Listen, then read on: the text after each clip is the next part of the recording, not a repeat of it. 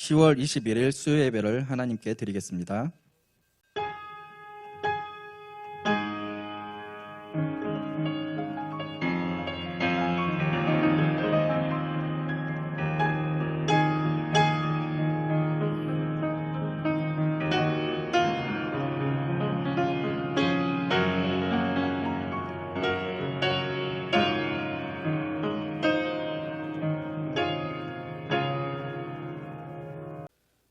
할렐루야. 존귀하신 아버지 하나님, 수요 예배로 함께 모여 예배드릴 수 있도록 인도해 주심에 감사드립니다. 우리의 분주한 삶의 자리를 주님께 온전히 맡기고 이 시간 온 마음을 다하여 주님을 바라보며 주님을 의지하며 주님의 도움을 구하며 나옵니다. 찬양할 때 우리의 마음을 열어주시고 말씀을 들을 때 듣는 마음과 깨달을 수 있는 지혜를 주셔서 우리에게 간절함과 사모함이 있는 예배의 시간으로 인도하여 주옵소서. 살아계신 예수 그리스도의 이름으로 기도드립니다. 아멘. 찬송가 214장 찬송 드리겠습니다. 나 주의 도움 받고자 주 예수님께 빕니다. 그 구원 허락하시사 날 받아 주소서. 내 모습 이대로 주 받아 주소서.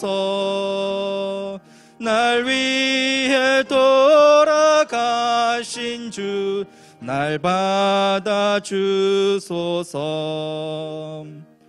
근죄에 빠져 영죽을 날 위해 피 흘렸으니 주 형상대로 빚으사 날 받아 주소서. 내 모습 이대로 받아 주소서. 날 위해 돌아가신 주 날 받아 주소서. 내 힘과 결심 약하여 늘 깨어지기 쉬우니 주 이름으로 구원해 날 받아 주소서.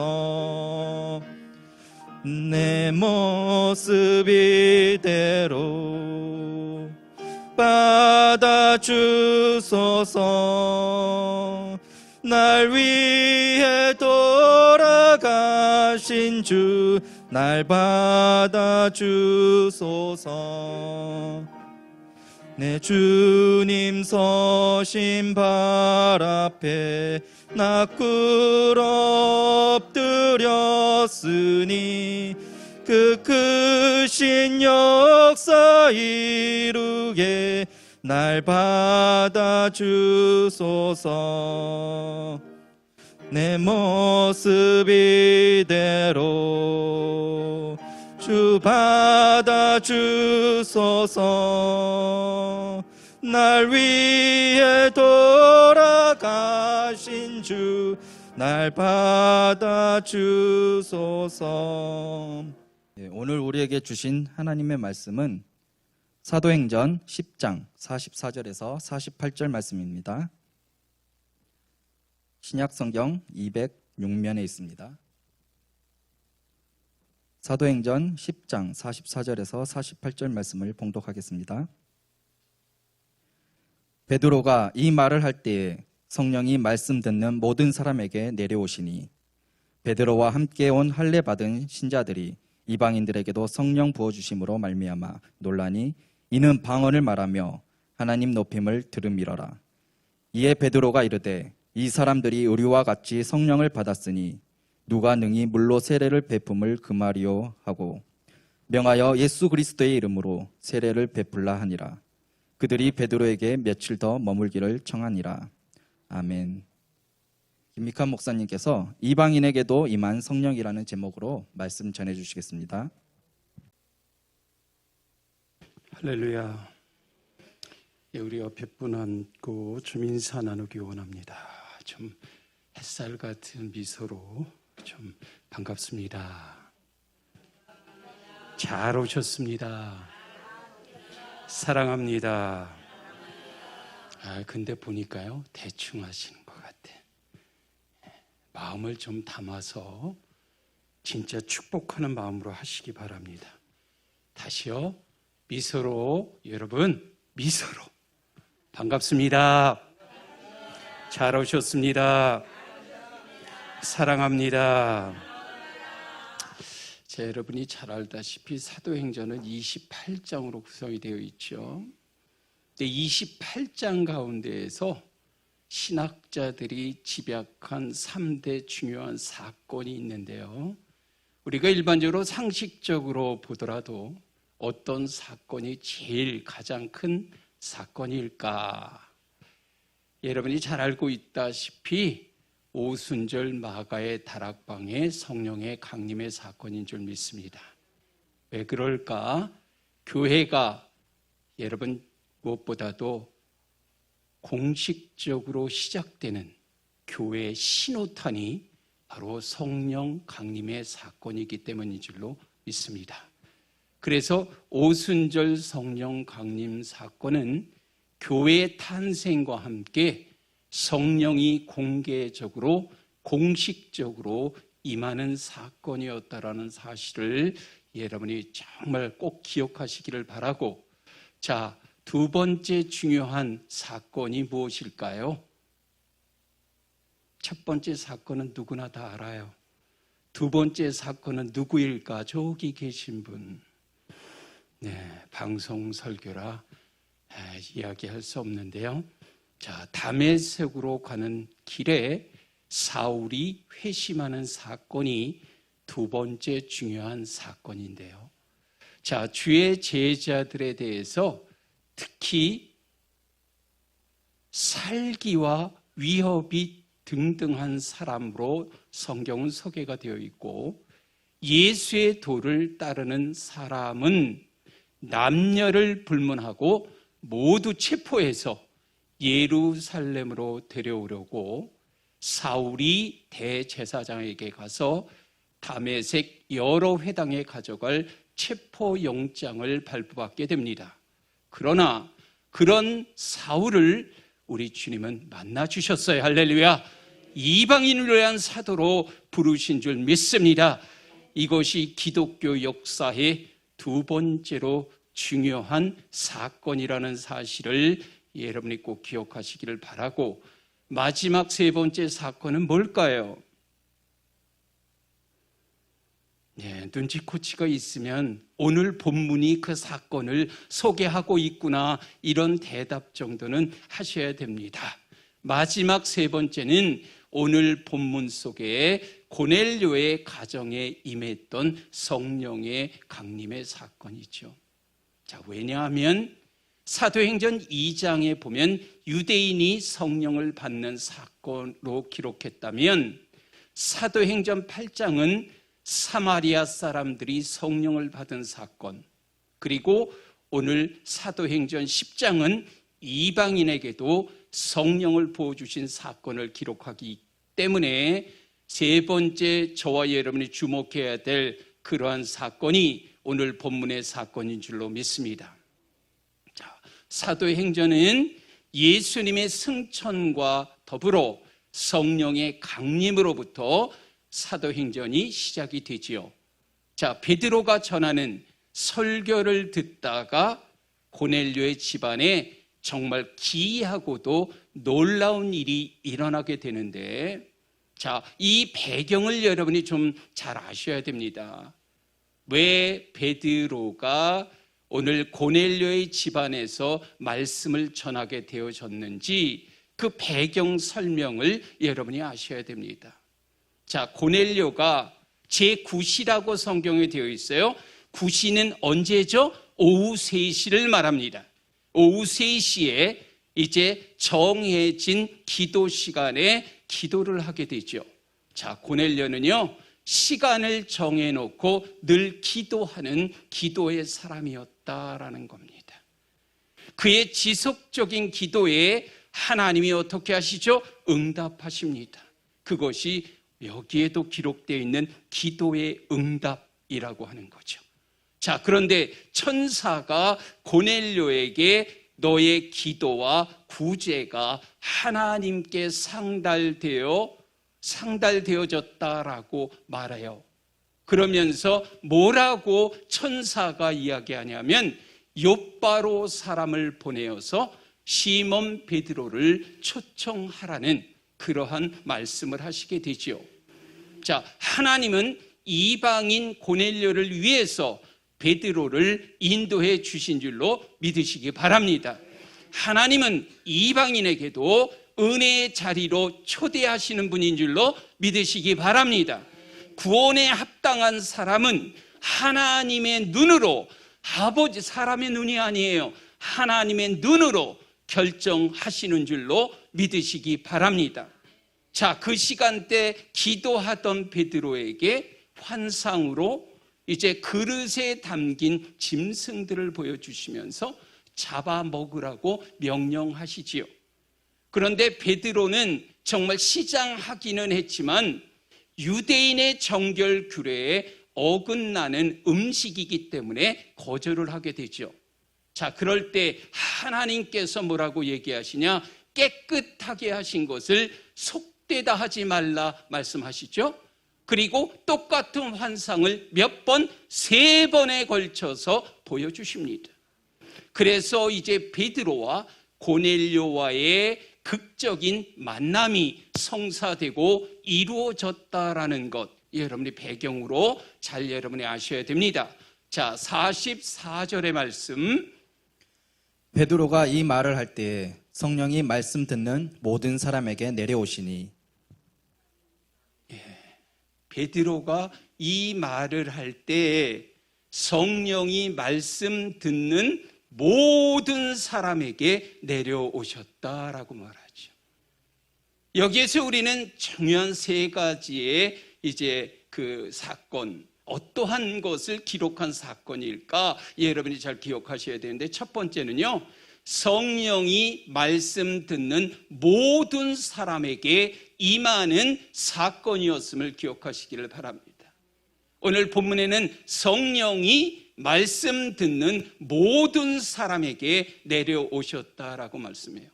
성령의 역사는 말씀과 함께 하심을 기억하시기를 바랍니다.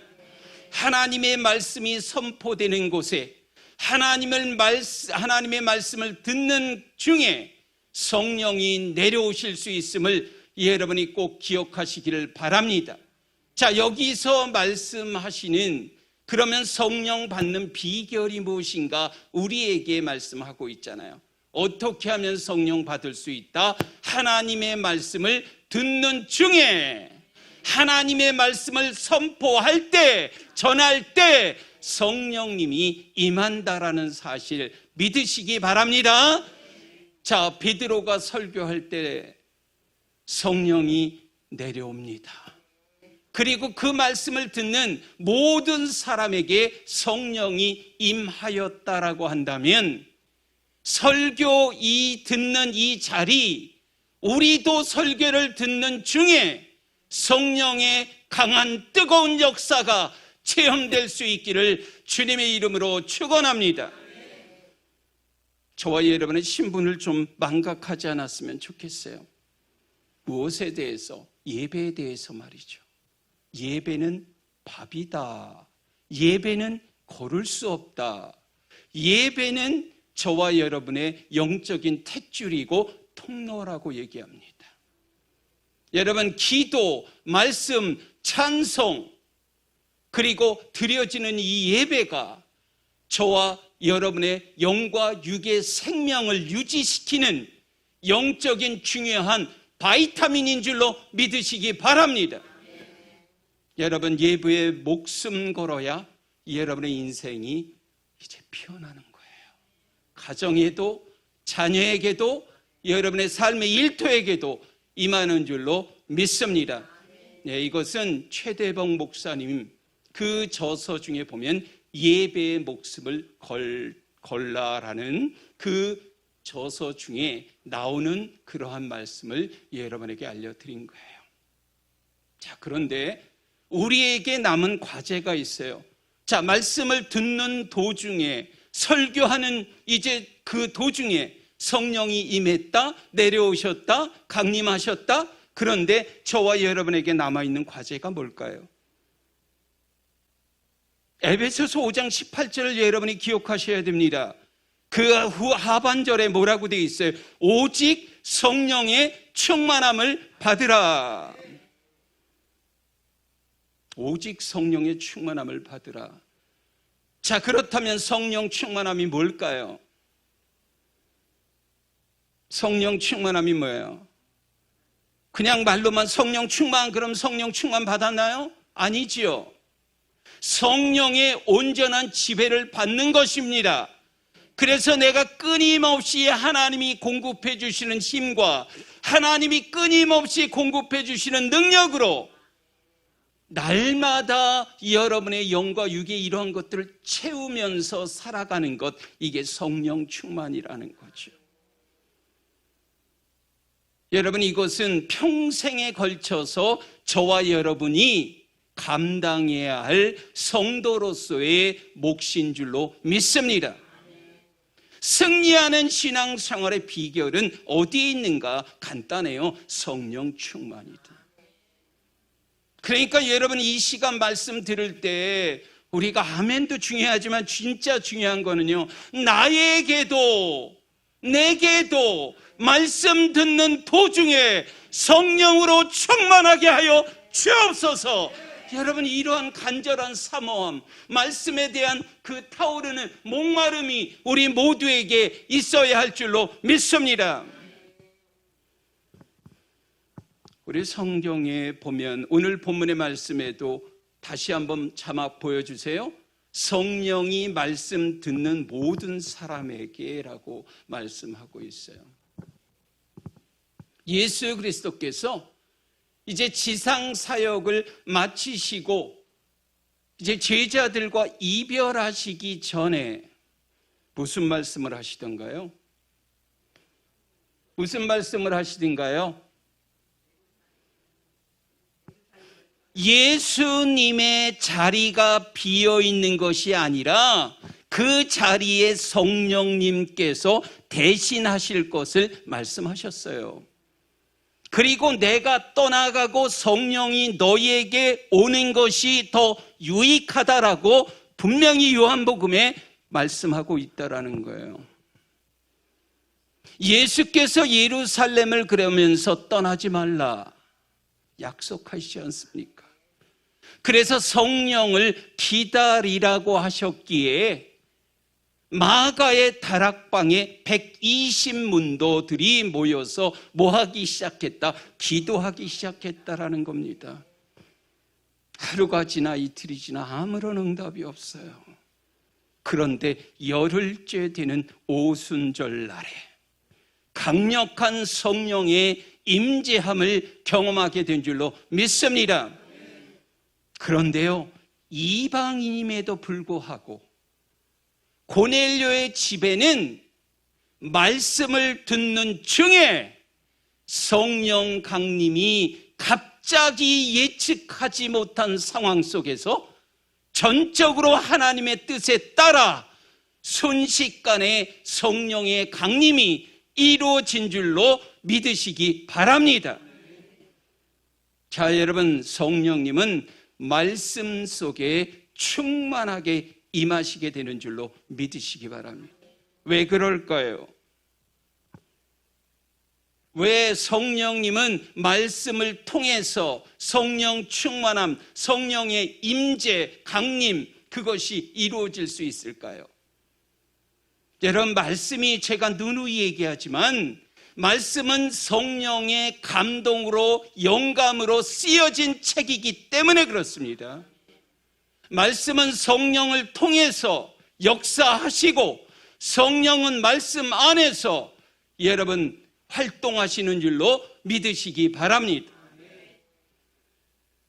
저와 여러분, 오늘 이 말씀이요, 그냥 단순한 그냥 신약 시대에 있었던, 신약 성경에 있었던 사건으로 끝난다라고 생각하시면 안 돼요. 오늘날 저와 여러분의 삶 속에서도 성령님은 여전히 일하고 계신 줄로 믿습니다.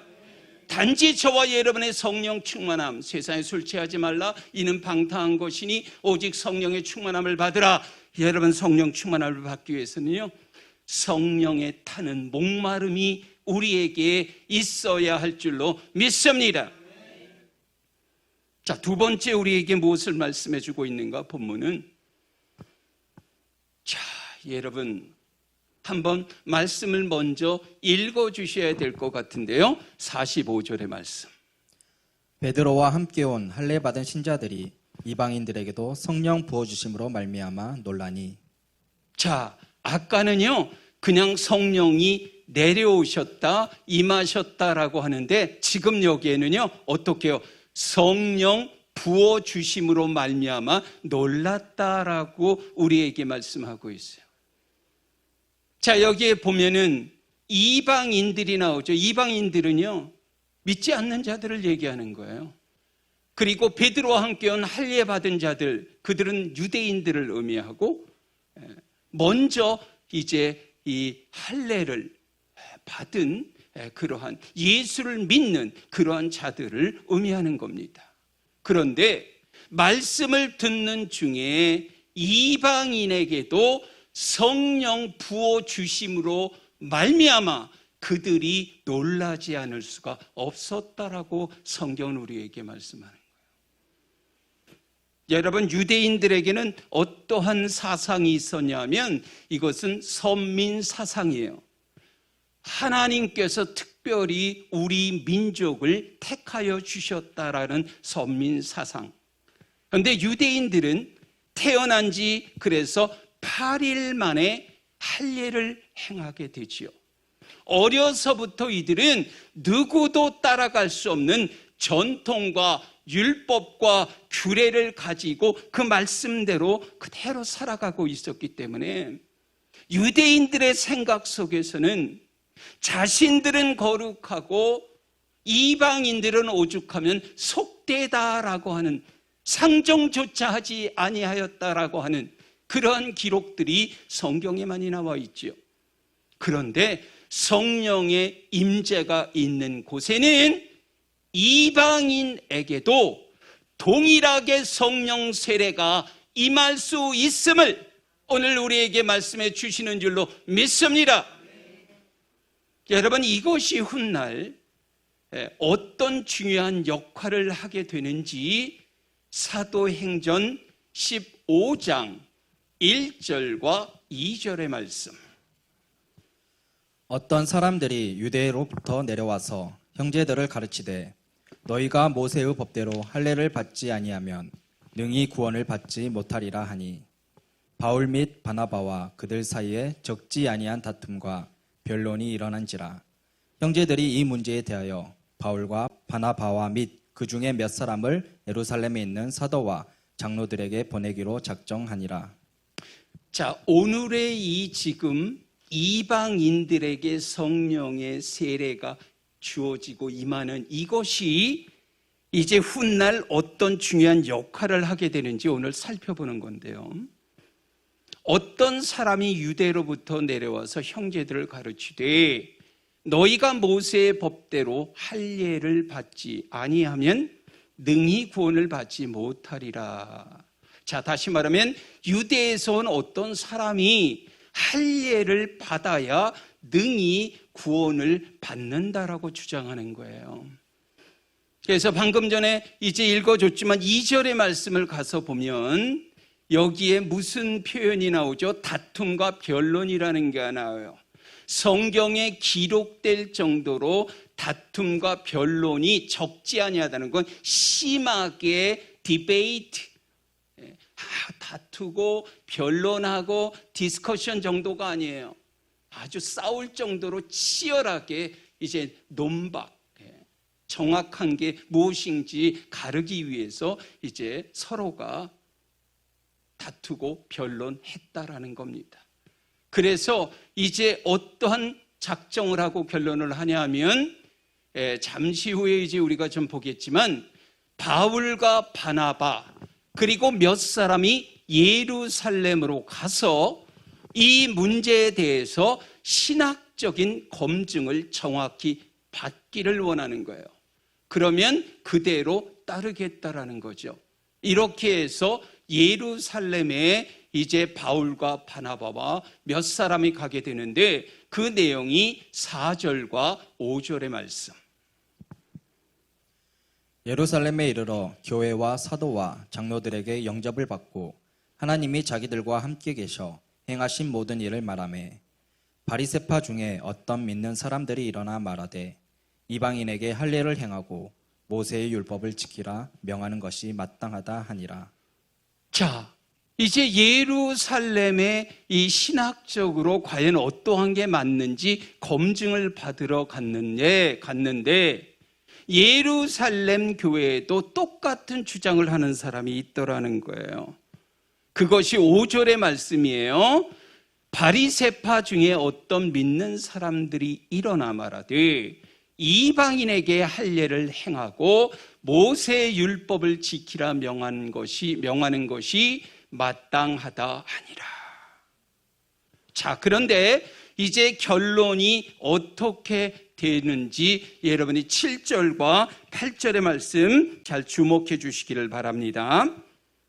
많은 변론이 있은 후에 베드로가 일어나 말하되 형제들아 너희도 알거니와 하나님이 이방인들로 내 입에서 복음의 말씀을 들어 믿게 하시려고 오래전부터 너희 가운데서 나를 택하시고 또 마음을 아시는 하나님이 우리에게와 같이 그들에게도 성령을 주어 증언하시고. 할렐루야. 자, 지금 이 문제에 대해서 확실하게 종집을 찍는 사람이 누구예요? 베드로예요. 베드로가 어떻게 이렇게 정확한 신학적인 이해, 경험, 그리고 정의를 내릴 수 있었는가? 바로 고넬료의 사건 때문인 줄로 믿습니다. 베드로는요, 자신의 종교적인 고집과 편견과 뭔가 어떤 경험 속에서 하나님께서 그 짐승들을 먹으라 할 때 그것을 자신이 알고 있는 율법에 정한 테두리에 볼 때는 그것을 먹어서는 안 되는 거죠. 그래서 먹지 않았을 때 하나님이 거듭거듭 말씀하시지 않습니까? 내가 깨끗하다 한 것, 그 깨끗하게 하신 것은 여러분 정말 먹어야 될 줄로 믿습니다.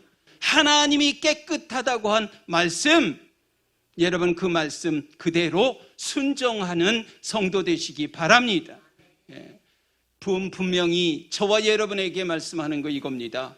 거듭되는 하나님의 명령 앞에 이제 고넬료의 집에 베드로가 가게 되죠. 이방인임에도 불구하고 하나님의 말씀, 하나님의 명령에 순종하는 그런 모습으로 이제 고넬료의 집안, 그 집에 갔더니 성령이 강력하게 임하는 역사가 일어나게 하셨다라고 하는 거죠.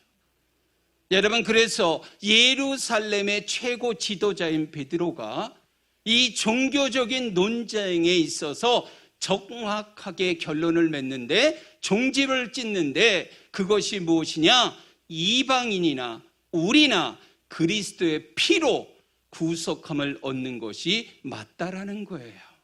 여기에서 논쟁은 끝을 맺습니다. 사랑하는 성도 여러분, 우리도 불신자들에 대한 편견을 내려놓아야 할 줄로 믿습니다. 하나님의 말씀 부여잡고 아버지 하나님의 그 말씀, 그 삶 속에 들어가기만 하면, 그 말씀으로 인하여 은혜 받기만 하면 여러분 구원받을 수 있다라는 그런 확신, 오늘 말씀을 통해서 우리에게 또한 주신 줄 믿습니다. 하나님 말씀 여러분 잘 순종하시기 바라고, 성령이 임하면 이처럼 해결되지 않는 우리의 모든 문제도 편견도 다 해결될 줄로 믿습니다. 우리의 편견, 여러분 무엇인가 좀 그릇되고 잘못된 편견들이 있을 수 있죠. 이러한 것들 성령의 그러한 힘으로 완전히 불사르기 원하고 정말 깨어지고 부서지고 내려놓는 그러한 저와 여러분이 되기를 바랍니다. 이 정말 편견이 깨어지기 위해서는요, 깨지기 위해서 무엇이 필요한다? 저와 여러분이 성화의 과정이 필요한 줄로 믿습니다. 우리 아버지 하나님은 거룩하시죠? 거룩하신 아버지 하나님께서 저와 여러분을 이제 의롭다 칭하여 주시고, justification by faith예요.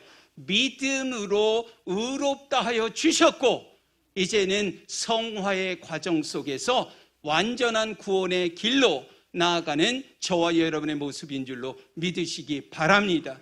혹시 내 속 안에 그릇되고 잘못된 종교적인 습관이 있다면, 아직도 내가 깨지지 않은 그러한 종교적인 틀이 있다면, 여러분 거기에 저와 여러분들 갇혀 있지 않기를 바라고, 무엇보다 신앙의 공동체를 그러한 그릇된 편견으로 인해서 힘들게 하거나 어렵게 만드는 경우는 없었는지 우리 자신을 잘 점검해 볼 수 있기를 주의 이름으로 축원합니다.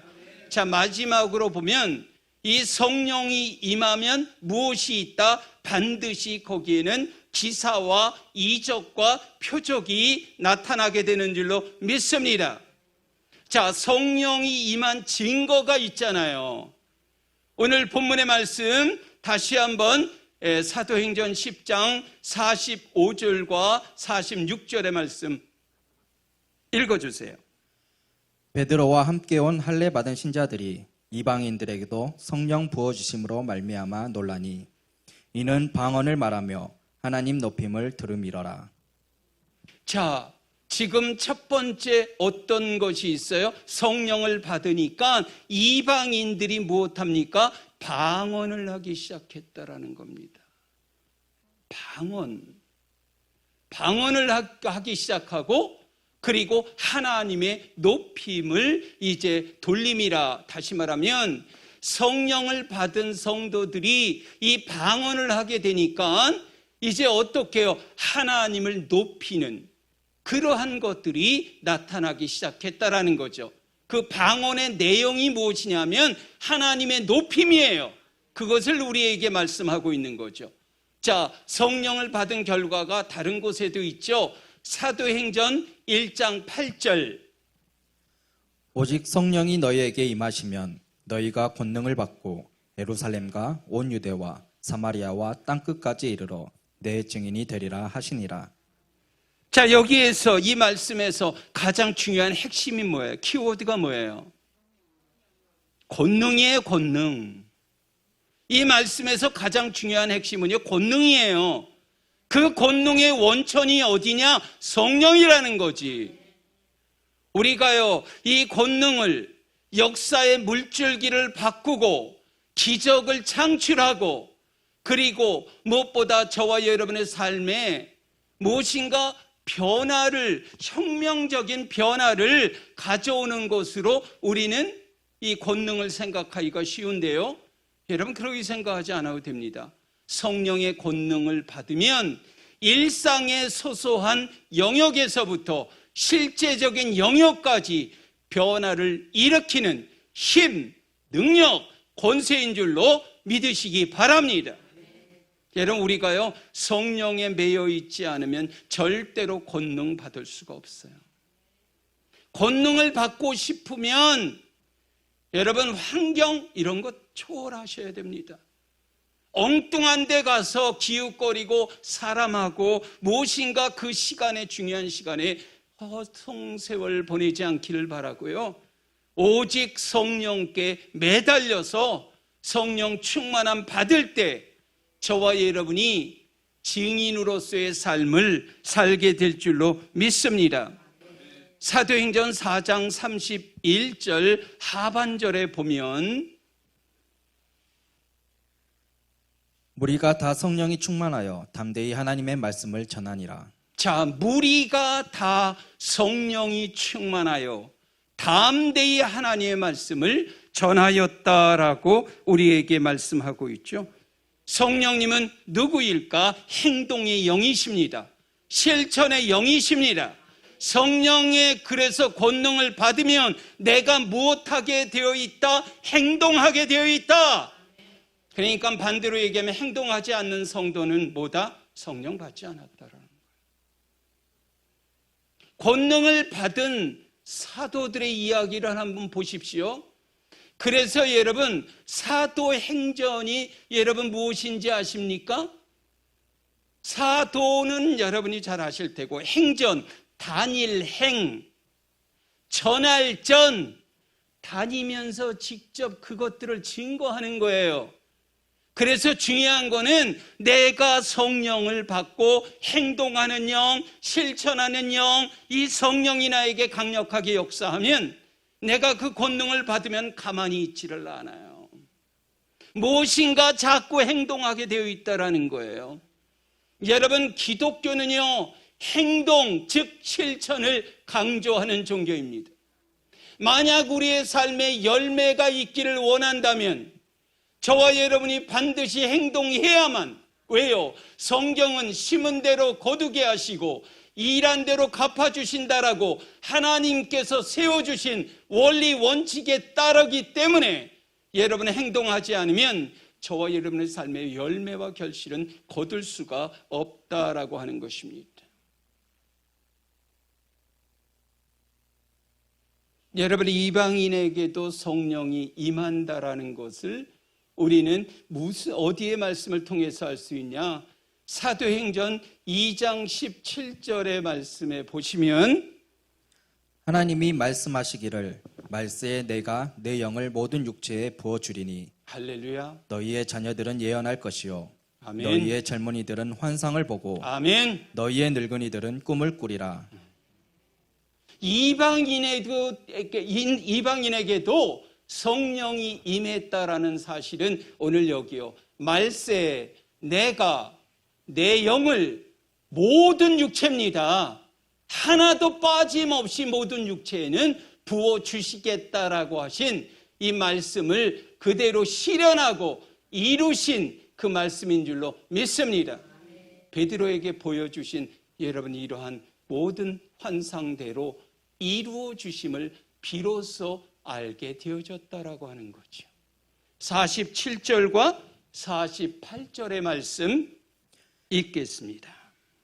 이에 베드로가 이르되 이 사람들이 우리와 같이 성령을 받았으니 누가 능히 물로 세례를 베품을 금하리요 하고 명하여 예수 그리스도의 이름으로 세례를 베풀라 하니라. 그들이 베드로에게 며칠 더 머물기를 청하니라. 자, 이방인에게도 성령이 임하는 이 놀라운 광경을 눈 앞에서 직접 목도한 베드로는 말이죠, 예수 그리스도의 이름으로 세례를 주는 일에 망설일 이유가 없었기 때문에 주저하지 않고 그 설교를 마친 후에 그들에게 예수 그리스도의 이름으로 세례를 베풉니다. 그럴 때 이방인 가운데 여러분 최초의 세례자가 된 줄로 믿으시기 바랍니다. 여러분이 세례의 의미를 여러분이 잘 아실 거예요. 한마디로 무슨 의미냐 하면 그리스도와 내가 하나 된 연합됨을 상징하는, 선포하는 의식인 줄로 믿습니다. 주님과 함께 동행하기 위해서는 본질적으로 저와 여러분이요, 여러분 성령 세례를 받아야 하고, 그것이 유지되려면 성령의 충만함을 저와 여러분이 받아야 할 줄로 믿습니다.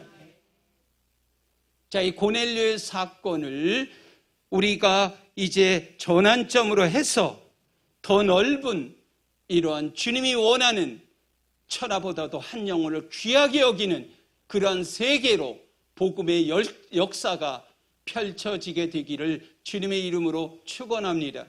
하나님의 역사는요, 그 누구도 막을 수가 없다. 세례를 받은 후에 고넬료와 그의 가족과 사람들이 뭐라 그래요? 베드로가 그곳에 며칠 더 유하기를 요청하는 모습이 나와 있죠. 여러분, 이게 진짜 온전한 교제요, 온전한 사귐이요, 온전한 연합의 코이노니아의 그러한 교제인 줄로 저는 믿습니다. 우리도 복음을 받아들이고 예수를 믿게 되었는데, 여러분, 무엇보다 아버지 하나님과 나와의 화해만으로 여러분 그치는 것이 아니라 더 나아가서는 아름다운 신앙의 공동체를 이루는 모습으로, 그리고 성령에 충만한 그 모습으로 저와 여러분이 말씀을 들을 때, 말씀을 전할 때 함께 그런 역사가 일어날 수 있기를 주님의 이름으로 축원합니다. 오순절 마가의 다락방의 사건이 유대인들에게 임한 성령의 사건이라고 한다면, 고넬료의 집에 일어난 사건, 이 일은 유대인의 고정관념을 완전히 뛰어넘는 이방 선교의 기초를 놓는 역사적인 사건, 그리고 배경이 되어졌음을 여러분이 꼭 기억하시기를 바랍니다. 기도합니다. 거룩하신 아버지 하나님, 매일 묵상을 통해서 생각하는 것이나 말하는 것이 거룩하게 하시고 말씀을 더욱더 사모하며 말씀을 가까이 하는 성도 되기를 원합니다. 말씀을 들을 때, 말씀을 전할 때 성령의 임함을 체험하고 경험하는 종들 되기를 원하고, 말씀 중에 임하는 성령님 날마다 체험하게 하셔서 하나님만을 높여드리게 하시고, 깨달은 말씀에 순종함으로, 반응함으로 우리의 모든 삶도 가정도 자녀도 변화되어질 수 있도록 인도해 주옵소서. 오늘도 내 마음과 내 생각을 지켜주시는 아버지 하나님, 생각이 정말 주 안에서 주님과 더불어 주님이 원하시는 선하시고 기뻐하시고 온전한 뜻이 무엇인가를 분별하고 깨달았다면 그 말씀에 순종하는 종들 되기를 원하고, 어떤 상황이든 간에 아버지 우리에게 주어진 역할, 미션을 잘 감당할 수 있도록 주님이 기뻐하시는 행동을 아버지 하나님 우리의 시간과 물질과 재능을 쏟아부어서 이루어갈 수 있도록 은총 내려 주옵소서. 예수 그리스도의 이름으로 감사하며 축복하며 기도하였사옵나이다. 아멘. 찬송가 205장입니다.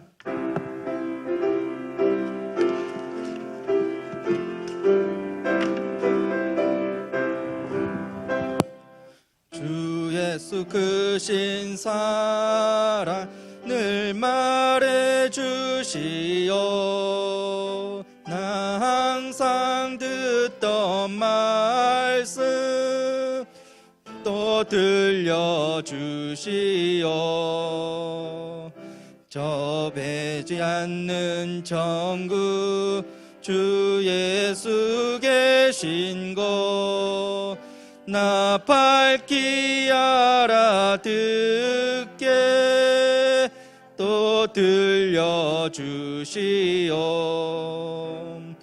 나 항상 듣던 말씀, 나 항상 듣던 말씀 주 예수 크신 사랑 또 들려주시오.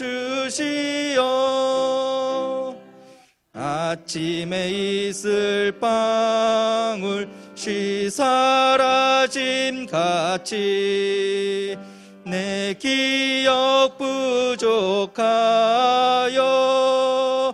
늘 잊기 쉬우니 잘 알아듣기 쉽게 늘 말해 주시오. 날 구속하신 사랑 또 들려주시오. 나 항상 듣던 말씀, 나 항상 듣던 말씀 주 예수 크신 사랑 또 들려주시오. 주 예수 나를 위해 이 세상 오셔서 구속하신 은혜 말하여 주시오. 나 같은 사람 위해 주 보혈을 였네. 이 복스러운 말씀 또 들려주시오. 나 항상 듣던 말씀, 나 항상 듣던 말씀, 주 예수 크신 사랑 또 들려주시오. 세삭된 영화 날 미혹할 때 주 예수 크신 사랑 늘 들려주시오. 전국에 빛난 영광 내 눈에 비칠 때 주 예수 크신 사랑 또 들려주시오. 나 항상 듣던 말씀, 나 항상 듣던 말씀, 주 예수 크신 사랑 또 들려주시오. 주기도문 하시겠습니다. 하늘에 계신 우리 아버지여, 이름이 거룩히 여김을 받으시오며 나라에 임하옵시며 뜻이 하늘에서 이룬 것 같이 땅에서도 이루어지이다. 오늘날 우리에게 일용할 양식을 주옵시고 우리가 우리에게 죄 지은 자를 사하여 준 것 같이 우리의 죄를 사하여 주옵시고 우리를 시험에 들게 하지 마옵시고 다만 악에서 구하옵소서. 대개의 나라와 권세와 영광이 아버지께 영원히 있사옵나이다. 아멘.